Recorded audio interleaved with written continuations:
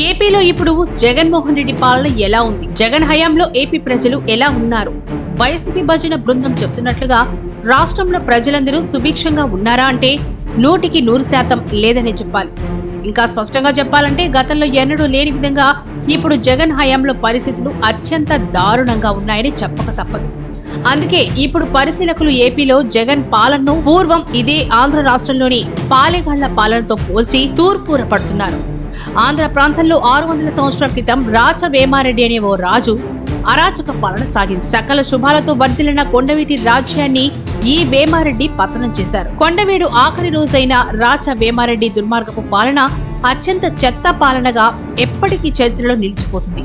రకరకాల వింత పన్నులను విధిస్తూ ప్రజలను పీడించి పిప్పి చేశాడు. అప్పుడే పుట్టిన బిడ్డపై పుట్టి పన్ను, రైతులకు సాగునీరుకు తూము పన్నులు వంటివి విధించాడు. ఒకవైపు కరువు కాటకాలతో సతమతమవుతున్న ప్రజలపై మోయలేని పన్నుల భారాలను మోపి వేధించారు. రకరకాల పన్నులు, చెత్త పాలనతో రాజ్యంలోని ప్రజలు విసిగిపోయారు. రాజు చుట్టూ ఉండే అనుచరులు, సంస్థానంలోని సేవకులకు కూడా వేమారెడ్డి అంటే విరక్తి వచ్చేసింది. అందుకే వేమారెడ్డి వద్ద పనిచేసే ఓ వ్యక్తి అతన్ని హత్య చేసి రాజ్యంలోని ప్రజలకు విముక్తి కలిగించాడు. వేమారెడ్డితోనే ఆ వంశం అంతమైపోగా ఆ తర్వాత కొండవీడు రాజ్యం గజపతులు, విజయనగర సామ్రాజ్యం ఏలుబడిలోకి వెళ్లిపోవడంతో మళ్లీ కొన్నాళ్లకు సాధారణ పరిస్థితికి వచ్చేసింది. అలాగే సుమారు 200 సంవత్సరాల క్రితం రాయలసీమలో అనగారిక గ్రామీణ ముఠా కక్షలు మొదలయ్యాయి. ఈ సంప్రదాయాన్ని పాలెగాళ్లు, పెత్తందార్లు అని పిలవగా బ్రిటిష్ పాలకులు ఫ్యాక్షనిస్టులుగా పిలిచేవారు. సామాజిక ప్రజా ప్రయోజనాలు అనేవి లేకుండా రాజకీయాల కోసం సారాయి వ్యాపారం, సివిల్ కాంట్రాక్టులు, నాపరాయి గన్ల కోసం ఈ ఫ్యాక్షన్ పుట్టుకొచ్చి రాయలసీమలలో బాంబుల మూత మోగిపోయింది. ఈ పాలగాలి లక్ష్యం, ఆలోచన, తీరు ఒక్కటే. ప్రజలపై తోచినంత పన్నులు విధించి తాలిబాన్ తరహా సైన్యాన్ని ఏర్పాటు చేసుకుని శాంతి భద్రతలను గుప్పెట్లో పెట్టుకోవడం.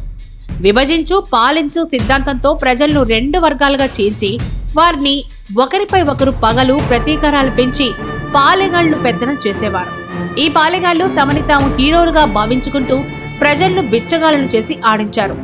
రాజకీయంగా ఎదుగుదల కోసం నిసిగ్గుగా రాజకీయాలు రక్తసిద్ధం చేసిన గనులు ఈ పాలెగాళ్లు. ఆ తర్వాత 19వ శతాబ్దం తొలినాళ్లలో రాయలసీమ ప్రాంతం బ్రిటిష్ ఆధిపత్యంలోకి రాగా రాయలసీమ మొదటి కలెక్టర్ థామస్ మన్రో 1800 సంవత్సరంలో 80 మంది పాలెగాళ్లను గుర్తించారు. వారిలో 37 మంది పులివెందుల చుట్టుపక్కల వారు కావడం విశేషం. ఈ పాలెగాళ్లంతా ఒక పెద్ద పాలెగాడి అండతో పెత్తనం సాగించేవారు. ఆ పెద్ద పాలెగాడు రాజుకు లోబడి ఉండేవాడు. ప్రతి పాలెగాడికి ఒక సైన్యం ఉండేది. ఈ సైనికులు యుద్ధాల సమయంలో గ్రామాలను లూటీ చేసి దోచుకొని సంపద పోగేసుకునేవారు. ఈ పాలెగాళ్లలో కొందరు బ్రిటిష్ సైన్యంతో చేతుల్లో హతమవ్వగా మరికొందరిని ఉరి తీయించారు. మిగిలిన వారికి అధికారం తొలగించి పెన్షన్ ఇచ్చారు. కాగా స్వాతంత్ర్యం వచ్చాక ఫ్యాక్షన్ కొత్త రూపు సంతరించుకుంది. ప్రజాస్వామ్యంలో కూడా ఈ ఫ్యాక్షన్ లీడర్లు ప్రజలను తమ గుప్పెట్లో పెట్టుకున్నారు. ప్రజల నిత్యావసరాలకు కూడా ముఠా నాయకుడి దయా దాక్షిణ్యాలపై ఆధారపడేలా చేసుకున్నారు. ఒకరిపై మరొకరు ఆధిపత్య పోరులో ఊళ్ల మీద బాంబులు పడ్డాయి, హత్యలు జరిగాయి, పొలాలు బీడువారాయి. ఆ తర్వాత ఈ బీడు భూమిని తవ్వి మైనింగ్ సొమ్ముతో ఫ్యాక్షనిస్టులు సంపదలు గుట్టలు పోగేసుకున్నారు. ముఠా తత్వాన్ని అడ్డం పెట్టుకొని ఆస్తులు సొంతం చేసుకున్నారు. ఈ ఫ్యాక్షన్ కుటుంబాల్లో ఇప్పటి సీఎం జగన్మోహన్ రెడ్డి కుటుంబం కూడా ఒక్కటి. జగన్ తాత రాజారెడ్డి ఒక ఫ్యాక్షనిస్టు అని ప్రత్యేకంగా చెప్పాల్సిన పని లేదు. ఇప్పుడు జగన్ పాలనలో కూడా అదే మార్కు దౌర్జన్యాలు, అరాచకాలు మనం ఎన్నో చూసాం, చూస్తూ ఉన్నాం కూడా. తనను ఎదిరిస్తే అక్రమ అరెస్టులు చేసి వేధించడం చూసాం. ప్రశ్నిస్తే నామరూపాలు లేకుండా చేయడము చూసాం. ఈ దౌర్జన్యాలు, ఆధిపత్య పోరు జగన్ కు వెన్నతో పెట్టిన విద్యని ఇప్పటికే నిర్ధారణ అయిపోయింది. దౌర్జన్యకారుల ఏలుబడిలో ప్రజల జీవన వసతులు పెరుగుపడుతున్నాయంటే అది పొరపాటే. అలాగే అభివృద్ధి పథకాలు అమలవుతాయనుకుంటే అమాయకత్వమే. ఒక ప్రాంతం అభివృద్ధి కాలేదంటే అక్కడ నాయకులు అసమర్థులని అర్థం.